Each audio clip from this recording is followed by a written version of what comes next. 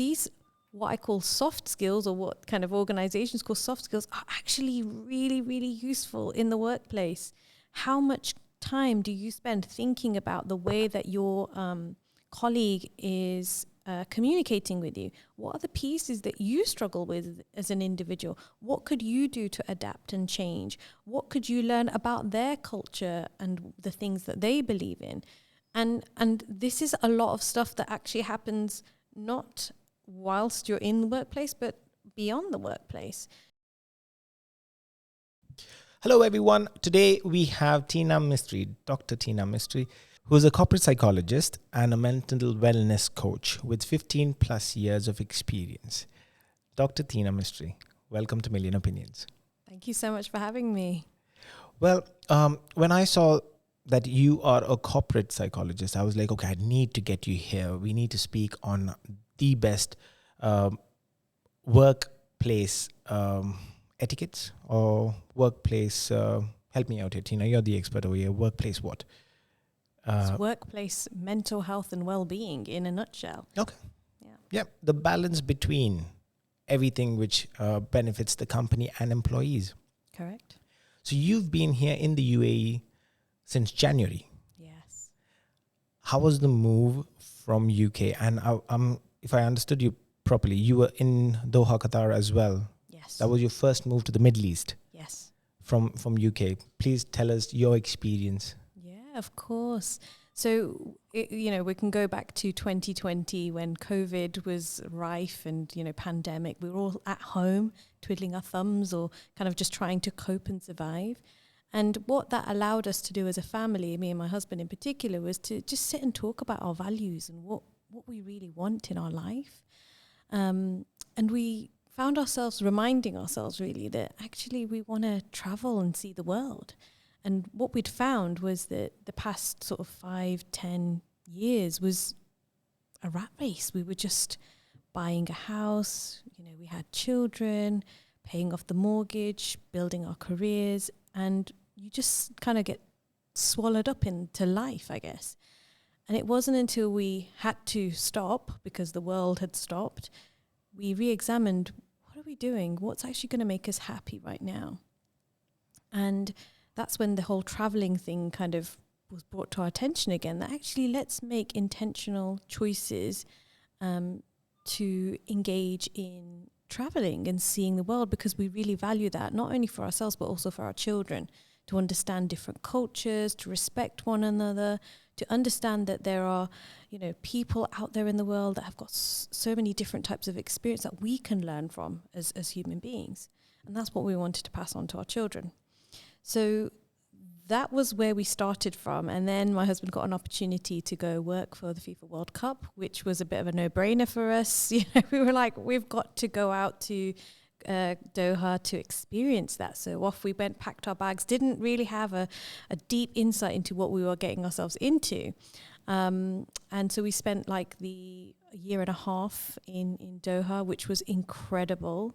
An array of different people that we were meeting. My children settled relatively quickly, I would say, because they just started at an international school. They were telling me about all the different friends that they had made, and I was like, wow, this is amazing. I would say there were challenges as well. So there were obviously, exciting things that were happening, but the challenges, I would say, were more around your sense of identity. So the biggest one for me was, okay, I've left back behind my career as a psychologist in the UK, and I have now this opportunity to start afresh and do something different. And I wasn't quite sure what I wanted to do with that. There was a lot of introspection that was happening during that year. And I gave myself permission really just to stop seeing clients, because I had my own private practice at that point in the UK, and gave myself the grace to explore different avenues. So I went and trained in coaching, and then somehow during my coaching kind of experience, I was also asked to support tech companies to do some consulting work, which was really exciting. So one thing I've learned about myself is that you can put myself in different situations and I'll adapt quite quickly, even though I'll find it initially hard, like we all would. There's that transition phase that that naturally happens where you're unsure about what you're doing and you just feel like, actually, I can do this. Let's just try it. So there's a part of me that's curious. And I think that translates to also my desire to live in different countries and, you know, experience a world beyond the UK. And so we moved to Doha. We were enjoying our life there, and the contract was coming up to an end, and myself and my husband were sort of sat thinking about, what do we do next? What's the next thing we do? Do we go back to the UK? What other opportunities are there? And so we started to explore, and I had just recently got back from a trip to Dubai with some of my closest friends. And I said to my husband, wouldn't it be great if we could try Dubai? You know, what do you think? And for him, it was, again, yeah, let's just do it. Let's see what happens. And come January, we sort of made the decision to leave Doha and start a new life again in Dubai. And again, it was all of those things, those emotions that had come up again, you know, leaving our set of friends, leaving the sense of familiarity in Doha, and the children having to kind of pick up and start again to make new friends.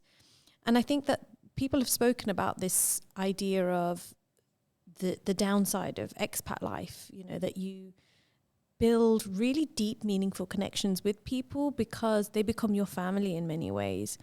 And then you have to leave, or they leave. And that's quite heart-wrenching, because when you are living in a country that's your home country, you were born there, your friends are around you, everybody's around and you're used to that. And that's what my world was in the UK.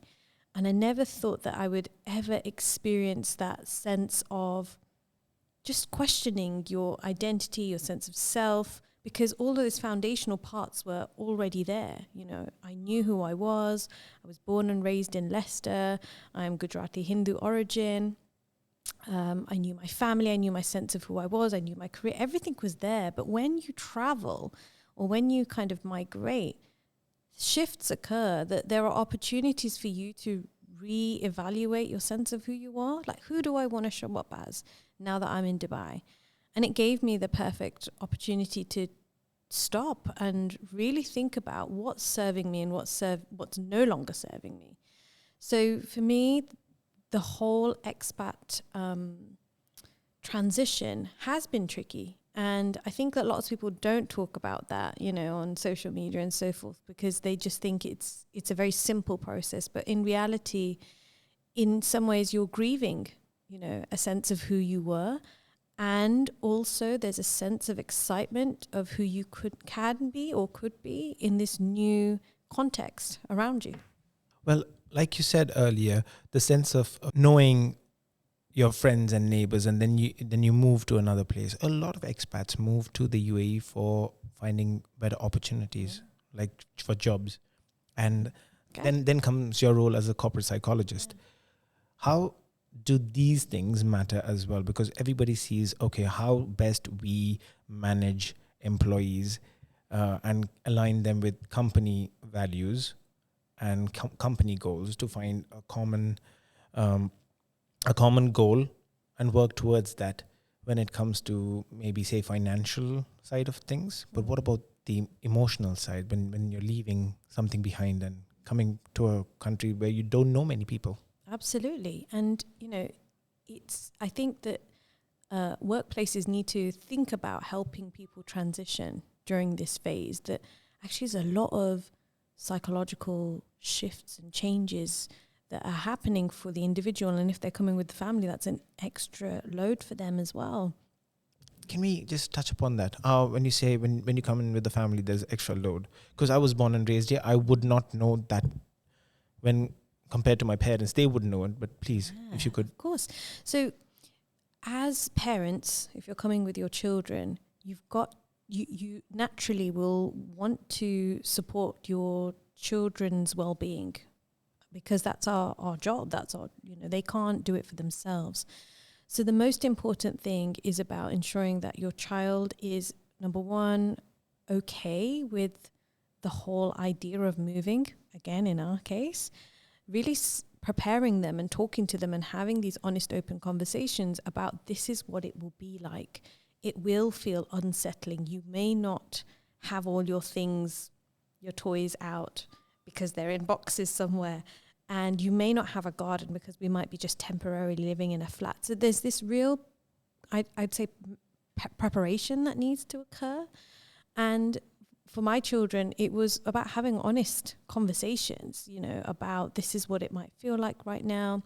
You can always talk to us if things are feeling a little bit unsettled. But the thing with children, often, especially when they're younger, they don't know how to articulate it. So it often comes out non-verbally, so behaviorally. So it might be that they're extra clingy, or they might be getting frustrated and really angry. And we saw that in our children as well. They just had outbursts, and we knew that this was frustration of not having the space initially, because we were staying in quite a small space. And it's about being mindful of that and not, kind of telling them off because stop being silly. Actually, there's a lot going on for them, just as it was for us, this uncertainty, this not knowing. And one of the key priorities that me and my husband both had decided on was we need to get them to school sooner rather than later, because for them, routine and stability in making friends and being in an environment where they're learning and being creative is so stabilizing for them, especially at that age. And it's a bit like for us that, we need to be doing some sort of vocation that gives us a sense of purpose and a sense of self. So our priority was to get our children into a good school where they knew they would be nurtured and cared for, and that they would be challenged, mentally and educationally, and they were happy. That was the most important thing. So when we were transitioning, we ensured that was the top thing that we were focusing on our efforts on. This was even before we had decided which area we wanted to live in. We thought school is most important. So I think for parents who are bringing children along with them, there's an additional thing to think about. And, it's kind of like when you're by yourself, the only person you need to think about is yourself. And if you have to sleep on an airbed for, a week or so, you'll do that because it's a sacrifice that you're willing to make, because it's you know your body, you know yourself. But when you've got other people, loved ones that you're caring about and, taking care of, I think that it makes it more difficult because you just want to make their transition as easy as possible. So that's the burden, that's the load that you will often carry as parents or caregivers when you're bringing along family. And that's a lot. It's a lot to kind of hold on to. And, especially if you've got to start work straight away, because, again, who's going to be doing all the settling? So it really is a lot to carry through within your minds of all the different things that you need to tick off and prepare and ensure, whilst also trying to work a full-time job. So the mental stress that you go through during that initial sort of 3 to 6 month period is a lot. And it does settle. Of course it does. With any transition, there will be a sense of, easing off. So for the ones who come individually, it's easier when it comes to the initial process. But when they start off a job, they don't have friends there. When they come back, they live alone. But with the family, although very challenging, but then you always have family back home when you get back home. How does this affect performance in work? Oh, it's a huge, huge thing, isn't it? And I think that the more that I've spoken to people who've come out as individuals, leaving behind their social network, their social support, it's such a huge issue for many people, because especially during adulthood, I think that making friends is somewhat more difficult than it was when, you were 8 or 9. It was very simple back then. You just kind of go to the person next to you, just start talking to them or playing with them or coloring with them. Whereas adult friendships are so much more trickier, nuanced, and, a bit more challenging, because we have our own sense of, can I do this? Self-conscious? Are we more introverted? Are we more extroverted? Do I trust this person? So we've got so much more that we're consciously thinking about when it comes to engaging in making relationships. And I think that when you think about enduring a stressful change or a challenging period in your life, where do you go to lean on? It often is your social networks. It's the people who are around you. When I was training to be a psychologist, one of the things that the course teachers and the directors would say was, during this time is going to be the most toughest period of your life. It's 3 years of intense training. And they said that the people that you lean on is going to be so important for you right now. So make sure you keep your friends close, your family close, because that is your, stability. And even as a psychologist, when I'm working with clients individually, one of the first things I ask about is, so where is your social network? Who's around to support you? Who can you talk to when things get tough? So take that into the equation when you've got somebody who's moved from one country to another and they don't have that social network physically around them. Thank God for FaceTime and, all different ways of communication now. But it's still not the same, of course, because it's not, you're coming home to an empty home or not having people around you, which is quite hard when you just want to have a chat about something that might have happened during the day.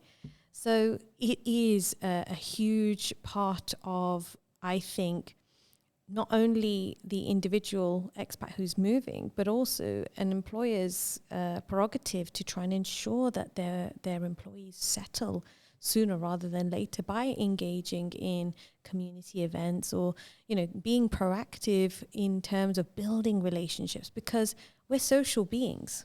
At the end of the day, we need each other. And when we are feeling at our worst, that's when we crave human connection. I totally agree.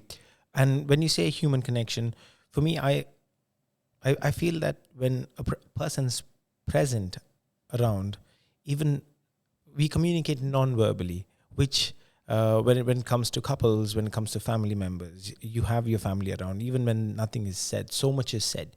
You did mention about FaceTime and all the other modes of communicating socially, but that is communicating us in a certain way, but the physical aspect is not there. The physical presence is not there. This is something that I heard from a podcast. We tend to think that we are a burden to the people around us in so many ways. When it comes to, say, the sugar's over in your house, no one knocks at your neighbor's door anymore and says, can you borrow some sugar? You just have some app and they'll come quickly in a jiffy. You want to go to the airport, nobody asks friends or relatives, can you drop me there? They'll be like, there's Uber, we don't need them. So there are all these things that make us so independent, which is good. I'm not saying no, it's a bad thing, but and the human connection is lost completely. So when it happens at an individual level, how do you think companies would be open to accepting, okay, yes, you know what, we are not going to think about the bottom line. We'll work on with our employees and help them settle. Although by doing that, by helping your employee settle, the productivity increases, your bottom line increases, but that change, and I'm not saying all companies are like that way. There are many companies who want to change. Absolutely. And I think that, the points that you touched on they're just fundamental, quite obvious. When we think about psychology, people realize actually a lot of this is common sense. We know this stuff. The thing about psychology is we do research and we back it up and we say the science, this is where the science is. But a lot of the stuff, when people read about psychology, they're like, yeah, I knew that. Or, yeah, that's something that we got taught in religious studies or kind of something that got passed down from one generation to another. So the stuff that we're talking about here is not new. None of this is new. But what's happened is that our societies have just adjusted and changed to an individualistic way of being. And like you said, it's both good and bad at the same time. And there is this sort of idea that interdependence is not a good thing. And again, there's pros and cons for both, but I think that there's times and places for both as well. That we, as human beings, we know this is, the science is rooted in this, is that we need each other. We're social beings, full stop. That loneliness in individuals who struggle with, not having that human connection, they die earlier. And that those people who have thriving networks, who connect with people on deeper, meaningful levels, who have relationships with love and are loved back, they have more fulfilled lives. And, again, all of the research that talks about what gives you meaning in life, actually, it's not the money and the cars. It's our relationships. It's who we are attached to and how we feel part of something, belonging and a higher purpose. And this is the bit that I think that maybe organizations forget or don't really understand, because the science is there. Time and time studies have shown that what brings you joy, actually people, moments, connection, having conversations, that's what brings you joy. The lasting effect of a car or a house or a new shiny watch, it's only temporary until you're chasing the next high. So what are the lasting things? It's connection. That's the thing that keeps that steady flow of feeling good and, giving us a sense of something. And it's good for your health, your physical health as well. We know that people who have relationships, deep, good, healthy relationships, are physically healthier as well, because we're thriving. And if you think back to, tribal days, we're collectives. That's what we are. We're part of being part of something that's bigger than us. It's not just us. It's actually our whole tribe together.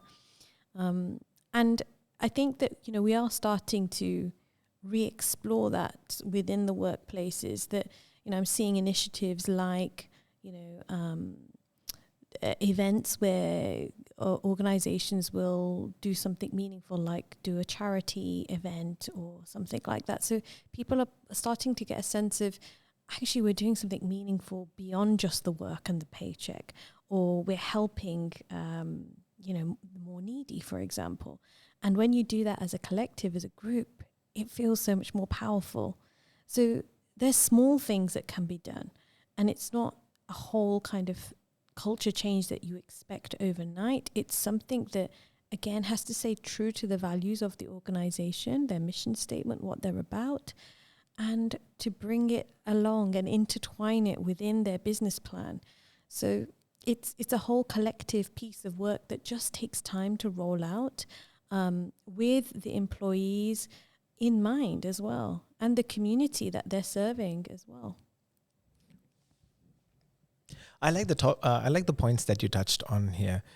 You did mention that we are social beings. You did mention tribe, and you did mention working collective, and to change the culture.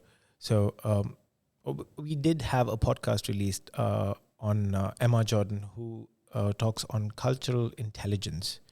Now, you also mentioned psychology is nothing new. It is common sense or manners or things were passed down from the older generations, and which is true.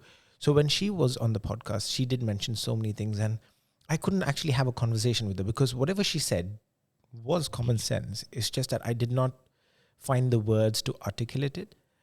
But over here, expats coming from many countries, or maybe they're all from one place, their performance and their output is so much better when compared to a company which has mixed culture. But if the company with having mixed culture all know how to work as a collective and all understand each other, that would give far more benefit and far more results when compared to a company just with one culture. So how do we work when we come from a certain culture, coming to a new place with its own culture, that's the country's culture, and then the workplace, which has multinational cultures?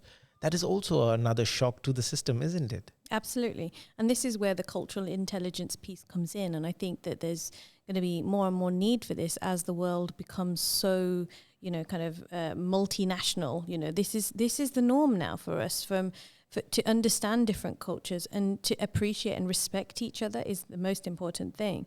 So when you come from a dominant culture, let's say like the UK, the British culture, you're kind of accepting that that's the norm and these are the rules, the unsaid rules, the unwritten rules of how you kind of communicate in the workplace, how you show up in the workplace. These are all the social norms that you pick up unconsciously. They're not taught to you. You just learn them by observing. Now, when you find yourself in a country where the cultural norms are different to your home country, there's a lot of learning. And again, that's the part of the adjustment. There's a lot of learning which you're doing through observation, by having conversations, by being honest about which pieces you struggle with and which pieces actually you can adapt with. And having respect. And I think this is the key part on what I've understood about people who do travel and who are expats is they have this curiosity. I think there's this natural desire to want to learn and embed within different cultures because they have that sense of openness. I think that's what draws people into this type of workspace, that diversity actually is exciting, it's thrilling for many people. It's challenging, but it's also a place where you can learn so much from each other. And what I've understood about cultural intelligence, I'm not an expert in it, but that you can actually learn from each other. And there are ways of, once we understand another person, we're more likely to have empathy for them and to be able to put ourselves in their shoes. So these, what I call soft skills, or what kind of organizations call soft skills, are actually really, really useful in the workplace. How much time do you spend thinking about the way that your colleague is communicating with you? What are the pieces that you struggle with as an individual? What could you do to adapt and change? What could you learn about their culture and the things that they believe in? And this is a lot of stuff that actually happens not whilst you're in the workplace, but beyond the workplace. So organizations, again, need to be making conscious efforts to help their employees understand that there's going to be one or more different types of voices within this space. And I think that there is benefit, as much as challenging it can be, there is benefit in having diversity in the workplace. We're seeing this from, all the different movements around diversity and inclusion, that having different people speak and share their ideas stops this concept of groupthink. And groupthink is when you have one set of voices or one type of voices thinking and seeing the world in one way. And that can be advantageous if you want to get from A to B really quickly. But what if you want to get to A to Z? You need to think outside the box. And if everybody's thinking the same thing and seeing the world in the same way, you're not going to be able to think outside the box. And I think that's where the struggle, but also the beauty of the struggle lies, by having diversity. It's just about giving ourselves the permission to learn from each other and respecting each other, to give each other space and to kind of almost give permission to ourselves to get things wrong as well. We aren't going to get things right straight away. There may be times where I might do a faux pas. There might be times where I might do something behaviorally that was inappropriate. But it's about giving each other permission to say, you know what, I'm sorry, I realized I did something wrong. And for the other person to say, you know what, you're learning, it's okay. It's, again, the idea of growth mindset, that we can grow from being in challenging situations. And again, a lot of us kind of shy away from that we're so afraid of getting things wrong that we'd rather not try at all. But actually what I advocate for is, what if you fly? What if you actually do something great in this space where you've got lots of different voices or lots of different ideas? You never know what might happen. Last question before we finish the podcast, Tina. What was your personal experience when you moved from the UK to the Middle East? I would say that the challenges were around, it was adapting to a different culture, I would say, 100%. So the UK has its own culture. And I think that what helped me transition was that I'm of Indian origin. So in some ways, I didn't quite fit into the British culture in its predominantly highly individualistic, and I come from a collectivist culture. So I never really felt like I really fitted in the UK. And then moving to the Middle East, I felt like the Middle Eastern culture is around collectivist values, which was wonderful, and I really loved that. But then there was something about being an expat and knowing that you are one of so many people doing the same thing that you are.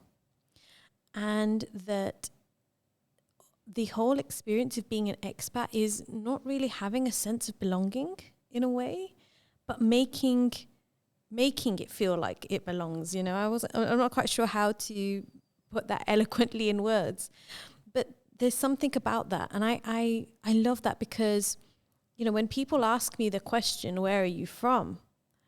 I struggle with that because people expect me to say one thing and I might say another. And then I have to go on and extend and explain my story. But I realize that when I'm speaking to other expats, they also share similar stories. Or they might say, yeah, I'm directly from this country. But I'm also finding more and more that people are telling me more complicated, nuanced stories about their identities and who they are. And I love that because that feels familiar to me, that actually a lot of us come from different places, but we have stories to tell. Whereas in the UK, even though I had a story to tell, nobody really was that interested. It was often a homogenous experience for when you say you're British. But actually, when I think about more globally, I feel like I'm part of the global citizenship, you know, that actually we have stories to tell, we have paths traveled, and yeah, there's more to it than just being from one place. Tina, if anyone wants to reach out to you and work with you in the role of a corporate psychologist, how do they do that? Sure. Okay. So I'm found in two different places. As a corporate psychologist, helping people to develop well-being programs for their organizations. I work for a company called Noor Corporate Wellbeing. And if people want to work with me individually, one-to-one psychology sessions, so things around mental health and well-being in the workplace, I'm found at MediSense Clinic.